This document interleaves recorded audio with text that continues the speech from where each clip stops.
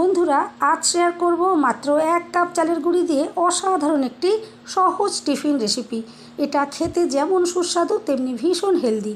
এই প্রচণ্ড গরমে যখন কিছুই ভালো লাগবে না তখন এই রেসিপিটা ট্রাই করতে পারেন।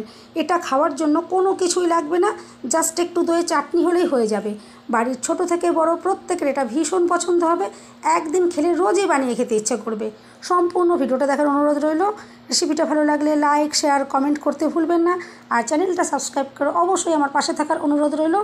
দেখে নেওয়া যাক আমার আজকের রেসিপিটা। নমস্কার বন্ধুরা, আমি পাপড়ি পদ্মাবতী ফুড ক্রিয়েশনে আপনাদের সবাইকে স্বাগত। আজকের সহজ টেস্টি রেসিপিটা তৈরি করার জন্য আমি প্রথমে এখানে নিয়ে নিচ্ছি আতপ চালের গুঁড়ি 3 কাপ। আপনারা কিন্তু ভাতের চালের গুঁড়িটাও নিতে পারেন, কোনো অসুবিধা নেই। আমি এই চালটা আগে ভিজিয়ে রেখেছিলাম 2 ঘন্টা, তারপর এটা জলটা ঝরিয়ে আমি গুঁড়ো করে নিয়েছি। আপনারা চাইলে কিন্তু কেনা চালের গুঁড়ি দিয়েও করতে পারেন। এরপর আমি এখানে দিয়ে দিলাম স্বাদ মতো নুন দেওয়ার পর একটা চামচ দিয়ে খুব ভালো করে আমি এভাবে নাড়াচাড়া করে মিশিয়ে নিচ্ছি। আর এভাবে মেশানো হয়ে গেলে আমি এখানে নিয়ে নেব 1 কাপ হালকা গরম জল। জলটা কিন্তু খুবই হালকা গরম যেন হয়, বেশি গরম যেন না হয়।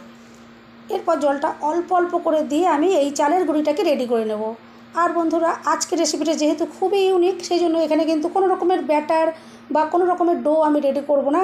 এখানে চালের গুঁড়িটা একটু অন্যরকমভাবে আমি রেডি করছি। আপনারা সম্পূর্ণ ভিডিওটা দেখতে থাকুন। আমি আশা করছি আপনাদের আজকের রেসিপিটা ভীষণ পছন্দ হবে। আর এইভাবে কিন্তু অল্প অল্প করে জলটা দিয়ে চালের গুঁড়িটাকে রেডি করে নিতে হবে। একবারে কিন্তু বেশি করে জল দিয়ে দেওয়া যাবে না। আর এভাবে জলটা অল্প অল্প করে দিতে হবে, আস্তে আস্তে এভাবে চালের গুঁড়ির সাথে মিশিয়ে নিতে হবে। আর এভাবে দেখুন আমি হাতে ঘষে ঘষে এভাবে জলটা চালের গুঁড়ির সাথে মিশিয়ে নিচ্ছি। আর এইভাবে জলটা দেওয়ার পরে যখন দেখবেন একটা মুঠোর মতো রেডি করা যাচ্ছে, আবার ভেঙে দিলে পরে মুঠোটা কিন্তু এভাবে ঝুরঝুরে হয়ে ভেঙে যাচ্ছে, তখন বুঝতে পারা যাবে যে এই চালের গুঁড়িটা সঠিকভাবে রেডি হয়েছে। এখানে দেখতেই পেলেন আমি কোনো রকমের ব্যাটার বা কোনো রকমের ডো রেডি করলাম না, এরকম একটা ঝুরঝুরে চালের গুঁড়ি আমি রেডি করলাম। আর এখানে হাফ কাপ মতো আমার জল লেগেছে। আপনারা যদি কেনা চালের গুঁড়ি দিয়ে করেন তাহলে কিন্তু জলের পরিমাণটা আরেকটু বেশি লাগবে।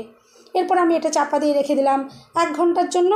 আর আপনারা যদি কেনা চালের গুঁড়ি দিয়ে করেন তাহলে কিন্তু 2 থেকে 3 ঘন্টার জন্য চাপা দিয়ে রেখে দেবেন, তাহলে চালের গুঁড়িটা খুব ভালোভাবে সেট হয়ে যাবে। জলের সাথে ভিজে চালের গুঁড়িটা নরম হয়ে যাবে, তবে রেসিপিটা কিন্তু সুন্দরভাবে তৈরি করা যাবে। আর এরপরে একটু আমি হাত দিয়ে এভাবে একটু ঘষে ঘষে নিচ্ছি, যাতে চালের যে এই যে চালের গুঁড়ি যে দলা দলা হয়ে রয়েছে সেরকম ভাবটা যেন না থাকে, সম্পূর্ণ বেশ একটা ঝুরঝুরের মতন রেডি হয়ে যায়।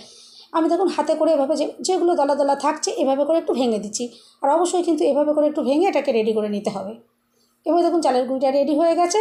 আমি এখানে একটা ট্রে নিয়ে নিয়েছি। এখানে আপনারা দেখে বুঝতেই পারছেন একটা ডিমের ট্রে আমি নিয়েছি। এটাকে খুব ভালো করে আমি পরিষ্কার করে নিয়েছি। আর এভাবে আমি একটু কিন্তু ময়দার গুঁড়ো এভাবে ছড়িয়ে দিচ্ছি।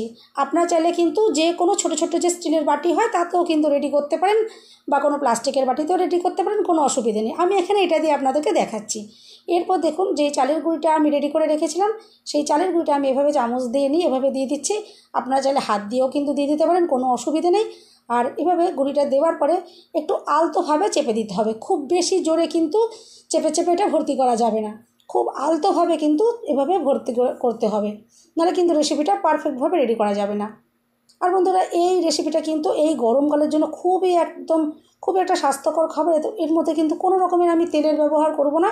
এই গরমের জন্য খুব ভালো একটা টিফিন রেসিপি এটা বলতে পারেন। আপনারা কিন্তু এটা রাত্রে ডিনারের জন্যও রাখতে পারেন, যেহেতু চালের তৈরি, কোনো রকমের অসুবিধা নেই। আর বাড়ি ছোটো থেকে বড় সবার কিন্তু এটা ভীষণ পছন্দ হবে।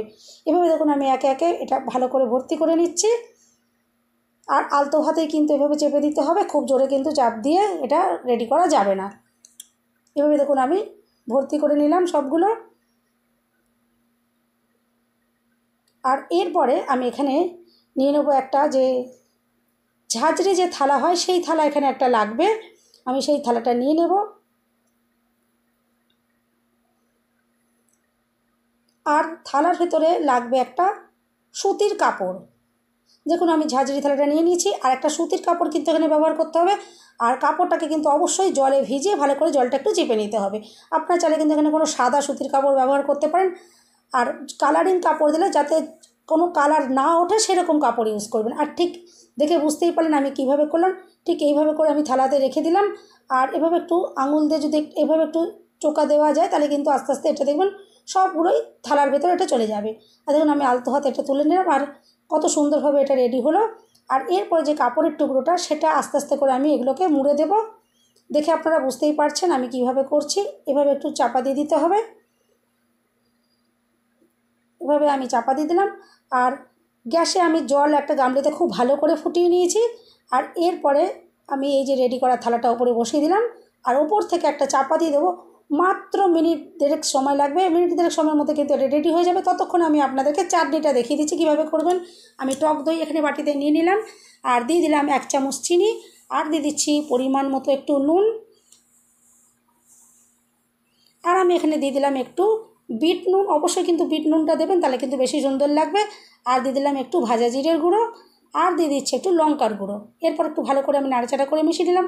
আর দেখুন কত সহজ একটা চাটনি রেডি হয়ে গেল। আপনারা কিন্তু নারকেলের চাটনি বা বাদামের চাটনি দিয়েও খেতে পারেন, কিন্তু এইটা হচ্ছে সব থেকে সহজভাবে তৈরি করা যায় বলে আমি আপনাদেরকে এটাই শেয়ার করলাম। আর এটা খাওয়ার জন্য কিন্তু কোনো রকমের তরকারির প্রয়োজন হবে না। এবার দেখুন চাটনিটা রেডি হয়ে গেল, আর এটা মিনিট দেড়েক সময় হয়ে গেছে। আমি এটা নামিয়ে নিচ্ছি, ঢাকনাটা খুলে নিলাম। আর এরপর থালাটা আমি একটা শাঁসে দিয়ে নামিয়ে নিচ্ছি। আর দেখবেন কত সুন্দরভাবে এটা মিনিট দেড়েক সময়ের মধ্যে কিন্তু রেসিপিটা রেডি হয়ে যাবে। এবার দেখুন এখন প্রচণ্ড গরম রয়েছে, আমি এই কাপড়ের টুকরোটা একটু সরিয়ে নিচ্ছি। আর দেখুন কত সুন্দরভাবে রেডি হয়ে গেছে।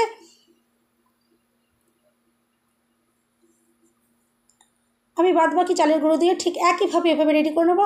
আর দেখে বুঝতেই পারছেন কত সুন্দরভাবে এটা সেট হয়েছে। যদি এটা পারফেক্টভাবে রেডি না হতো তাহলে কিন্তু এটা ঝুরঝুরে হয়ে যেত। আর যেহেতু এটা পারফেক্টভাবে রেডি হয়েছে সেই জন্য দেখবেন সুন্দর একটা বাটির মতো শেপ চলে এসেছে।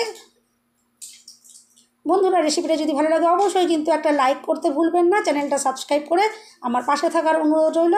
বেল বাটনটা ক্লিক করে রাখবেন যাতে আমি যখন নতুন ভিডিও আপলোড করব সঙ্গে সঙ্গে নোটিফিকেশান সবার আগে আপনি পেয়ে যাবেন। এরপর দেখুন আমি একইভাবে বাদবাকি চালের গুঁড়িটা দিয়ে সব রেডি করে নিয়েছি। আর দেখুন কতটা যে সুন্দর তৈরি হয়েছে আপনারা দেখেই বুঝতে পারছেন। সবাই সুস্থ থাকবেন, ভালো থাকবেন। দেখা হবে নেক্সট ভিডিওতে। ভিডিওটা শেষ পর্যন্ত দেখার জন্য সবাইকে রইল অসংখ্য অসংখ্য ধন্যবাদ।